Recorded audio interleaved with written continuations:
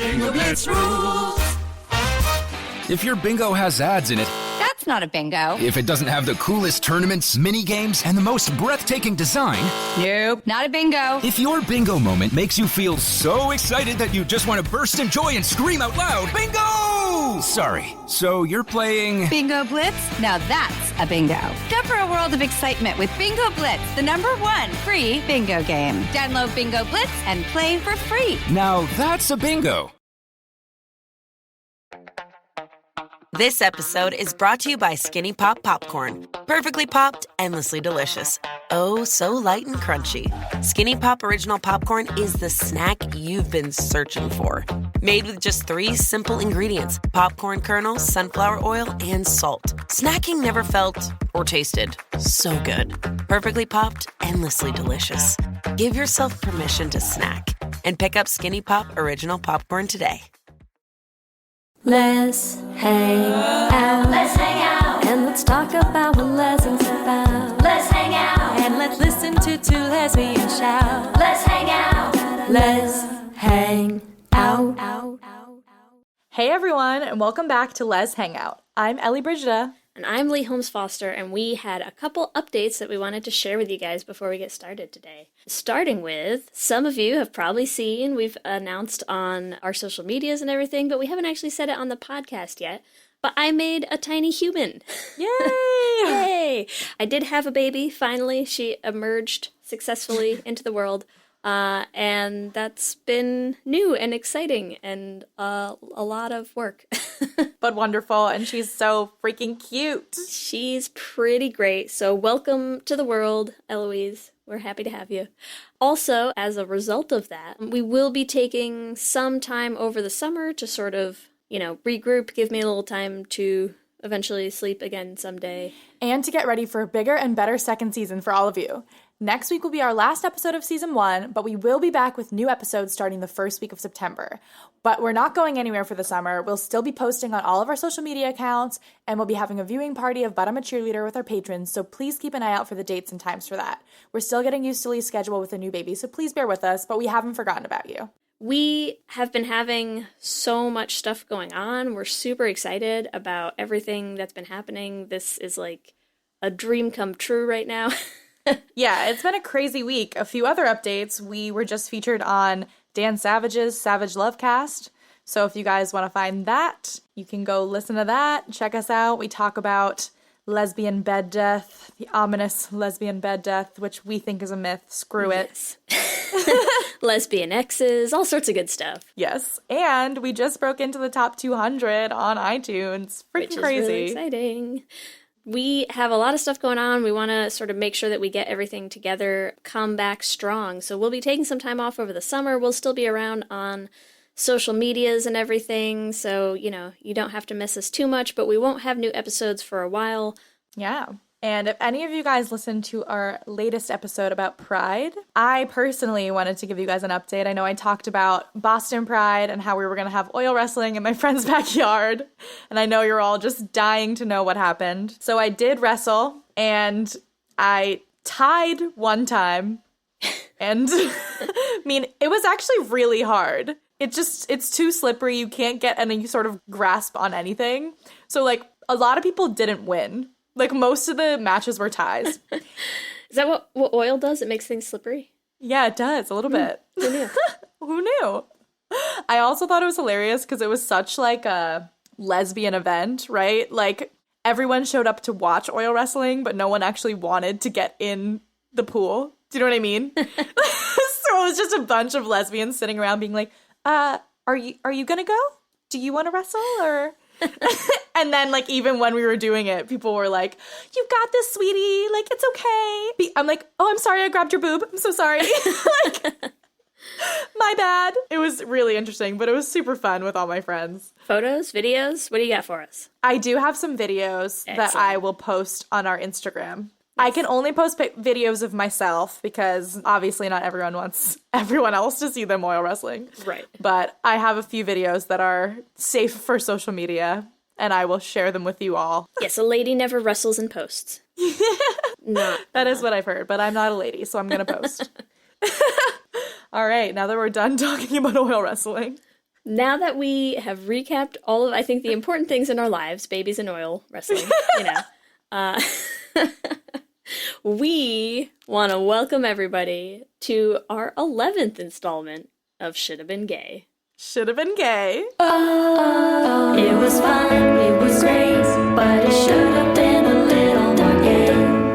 And this week's episode is about one of my favorite films. As I say, honestly, most times. I have a lot of favorites. I love a lot of things, okay? With our tiny, scrappy blonde heroine, Elle Woods. And this Should Have Been Gay is for Legally Blonde. So there has been some exciting news lately in the Legally Blonde fandom. Is there a fandom? I'm going to assume there's a fandom. Yeah, let's for say Legally fandom. Blonde. So there's been some exciting news. Reese Witherspoon posted that it is actually happening. Legally Blonde 3, after 15 years, is going to be coming our way. So we wanted to jump back to the beginning of Elle Woods' journey into our hearts and our lives, the classic 2001 hit film of Legally Blonde. And Legally Blonde is one of those things that it's funny when you look at it on the surface as a should have been gay, it seems like an odd choice. But man, once you dive into it, this movie, you guys, it is a goldmine of gay potential that was there. That was there the whole time. Oh, yeah. So many incredible female characters. Yes. That would be better together. Always better together. Always better together.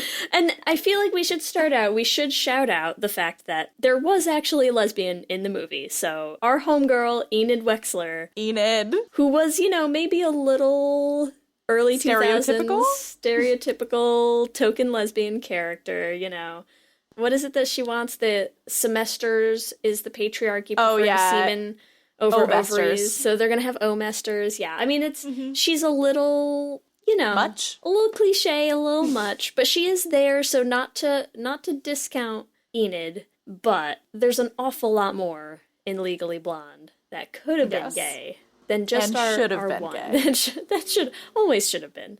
So my number one thing that I wanted to point out in this movie is, first of all, so Elle Woods, played by Reese Witherspoon. We're going to assume everyone has seen the movie, but if you haven't, she goes to Harvard Law School. That's kind of it. That's the movie in a nutshell. But what I wanted to call out... Oh, no, wait, do you have more of a... I feel like there's a little bit more than she goes to Harvard Law School. No, that's my recap of the film. That's it. Elle Woods is your stereotypical blonde ditz, it seems, and we find out through the film that she's more than just blonde hair, right? More she than has a meets the brain, eye. she has drive, she's intelligent, and she kills it at Harvard Law School. She does. And while she's at Harvard Law School, I think it's important to point out that she has, basically we meet two of her professors. So the two professors that she has at Harvard Law School, which I think are the number one, easy should have been gay in this movie, is that her two professors are played by none other than Holland Taylor. Of Deb's fame. I mean, and end of real life fame. Mostly Deb's, though. And Victor Garber. So, I mean, right there, she has her two professors are two real-life gay icons. So, yes. So I think when you're in this movie and you have those two professors as your mentors, how does some of the gay not rub off? There should have been a lot of gay rubbed off. That sounds so bad! Wow, I did not think of that before it came out of my mouth! Rubbing off some gays? Rub off some gay. Oh, God, that's bad. Wow. And I'm so sorry to all of our young audience.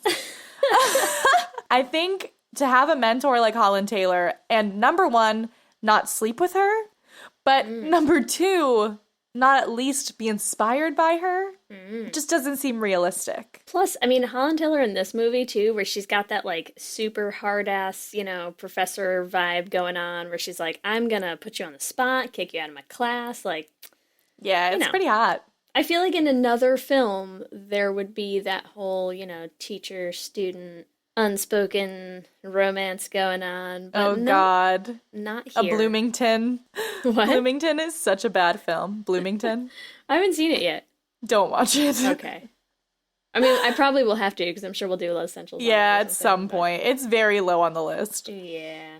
But Loving Annabelle, same thing. Yeah, Just right? Holland Taylor and Reese Witherspoon instead. Oh, that would be a great film. The potential was there. So I'm just saying that was my very first call out to the obvious should have been gay in this movie.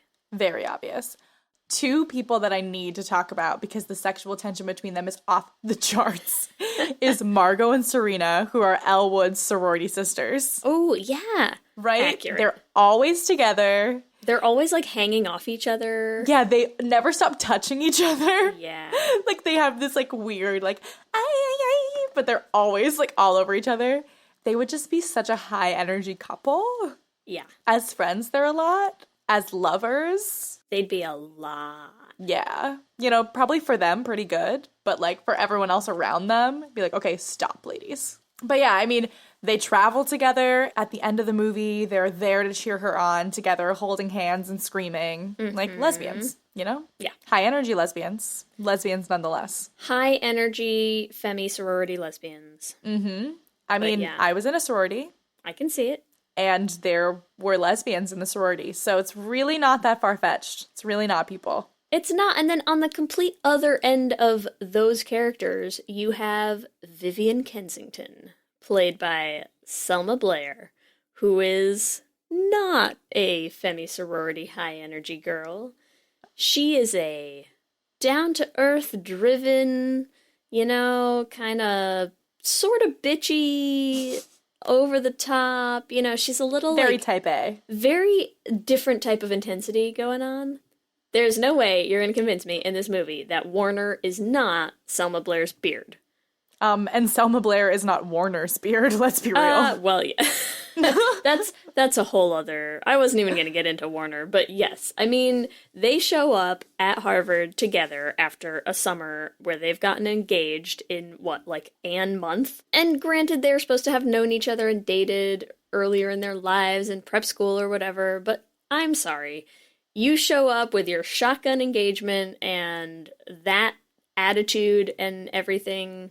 Girl's just hiding something from her family. Oh, yeah. She was like, I need to find the first man who shows interest in me. Oh, Warner, you're here. Uh-huh. All right, marry me? And because Great. look at how quickly she kind of, you know, is like totally over Warner and totally into Elle a little bit, you know? She very quickly starts to respect Elle's drive, intellect, loyalty, you know, all of these things that she starts to see that completely change her take on Elle and Warner. I mean, there's something there. There's definitely something there. I don't know if we want to talk about Legally Blonde the musical at all in this. Let's do. But I will. There's this whole scene at the end where Vivian in Legally Blonde, the reprise, she like busts out and starts singing at Elle. And I just feel like it's the moment where she's like, I love you, Elwood, marry me. But, like, that's not actually what happens. Her whole change of heart would be a beautiful lesbian story about enemies turned lovers, which we have seen time and time again with the heteros. It would have been that classic story. And they would look nice together. Aesthetically, I feel like they complement each other. Yeah. You know? Selma Blair's done the whole, you know, blonde thing in Cruel Intentions. I mean, it just makes sense. Yeah. And when she invites her to that costume party, telling her it was a costume party and we're going to pretend she was trying to embarrass her, but she knew she was going to show up in that outfit and she wanted her to because she thought it was hot. yeah. I can see it. She That's all. digs a little Playboy bunny look. Yeah. And like they're like zinging each other in a way that only people who have so much sexual tension like are fighting, you know? There's that flirtatious line, yeah, that they're definitely towing. I think so. Very blurred line. I think way more so than the relationship that actually occurs in the movie, which is between Elle Woods and Luke Wilson. and Luke Wilson's character, Emmett. But I do want to say, Luke Wilson, especially in this movie, there's something about all those early 2000s movies, like, the guys always had the kind of lesbian haircuts. This is like a quintessential example of that haircut. I like to think it's like a gateway haircut to girls dating girls. It's like first you date your Luke Wilson with the shaggy early 2000s hair, and then you move on to your Selma Blairs. That makes 100% sense to me. I thought so. Yeah, I hadn't thought about it before, but Emmett was totally a gateway drug to gays. Gateway drug. And I like Emmett, I like Luke Wilson. It's fine. But I think Reese had more chemistry with some of the other characters. And here's actually my number one pick, which might seem a little bit out of left field. My number one pick for Elle Woods to be with is Paulette.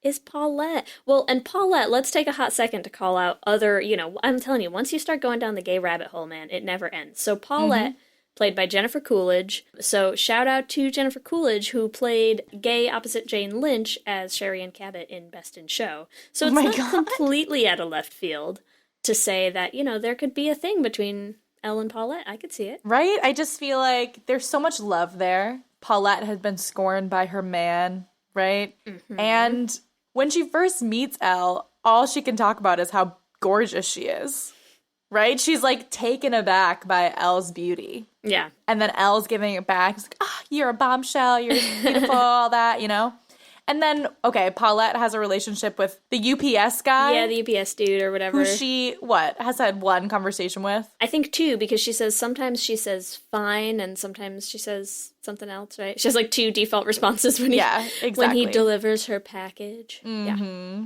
How many conversations has she had with Elle? So many.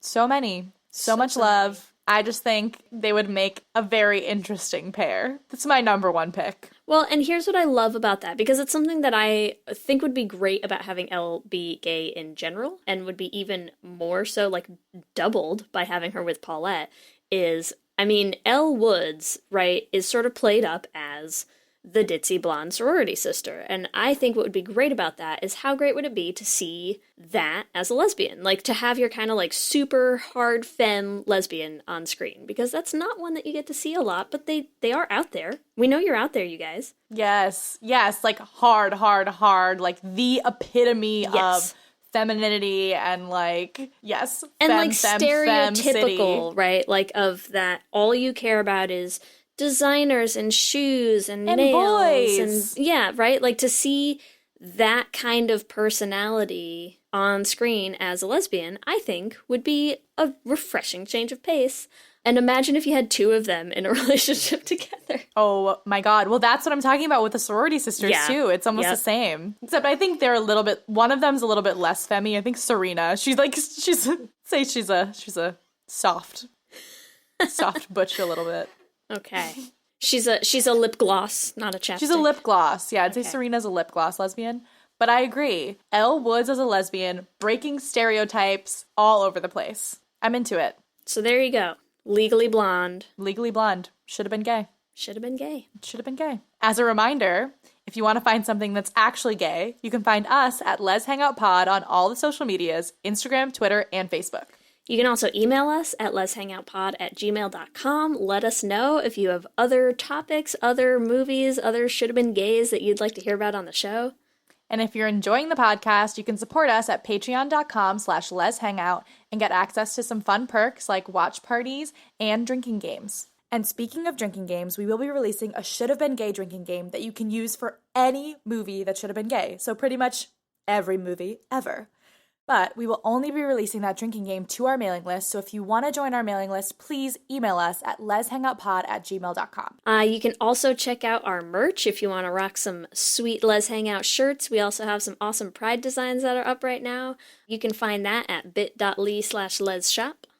And if you want to support us in a way that is completely free, you can listen to us on Radio Public at bit.ly/leslisten.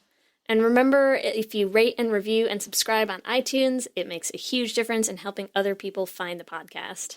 And with that, I'm Ellie. And I'm Lee. And let's hang out again soon. Let's hang out.